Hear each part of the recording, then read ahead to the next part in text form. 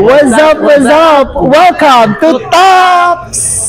Hi guys! A day in my life na nandito tayo sa Top of Cebu. Last February 14 yung soft opening nila.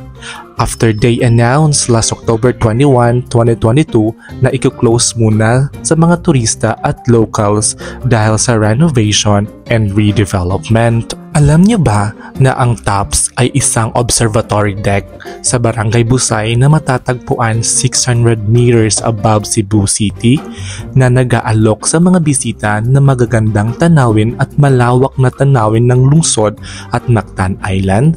Una itong binuksan noong 1985 ni Emilio Osmeña bago siya naging gobernador ng Cebu. Perfect site ito for family, mga kaibigan at sa may mga kasintahan. Para sa may mga gustong pumunta, meron silang terminal sa IT Park Cebu City. 200 pesos lang yung pamasahe per head at balikan na at may kasamang entrance fee. Kung may sasakyan ka naman, 100 pesos yung entrance plus the parking. Ingat lang sa biyahe para iwas disgrasya. Ito pala yung aerial view ng Tops kapag may araw pa. Sobrang ganda ng mga tanawin, nakaka-relax talaga siya. Yung parang di ka makapaniwala na mayroon pala ito dito sa Cebu. Credits pala to Ramshot. Paki-follow and support na lang guys. Ito rin yung kuha kapag gabi. Tanaw na tanaw mo yung city lights at maganda rin. Tips lang kapag pupunta kayo sa Tops, mag-jacket kayo or something na di kayo lalamigin. Kasi yung suot ko, grabe lamig na lamig talaga ako.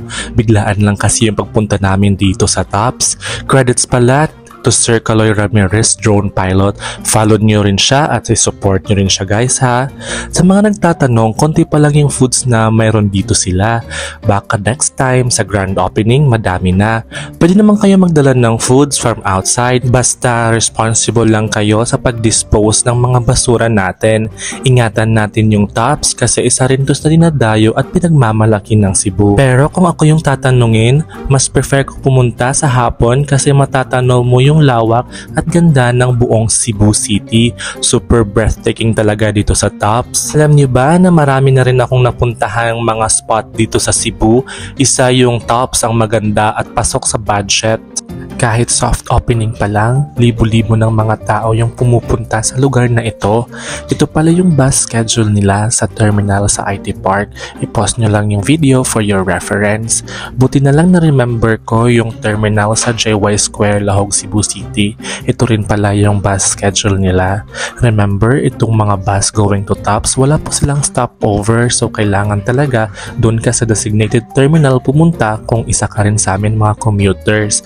At iset ko na lang yung expectation nyo sa mga terminal. You know what? Mahaba talaga yung pila. Kagaya sa amin, nag-wait kami ng 2 to 3 hours.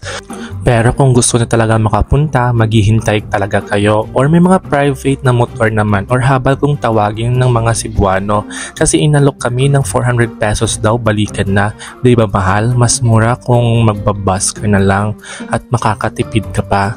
Habang ako naglalakad-lakad dito, ramdam ko yung hamog na dumadapo sa balat ko. Parang may showering na nangyayari.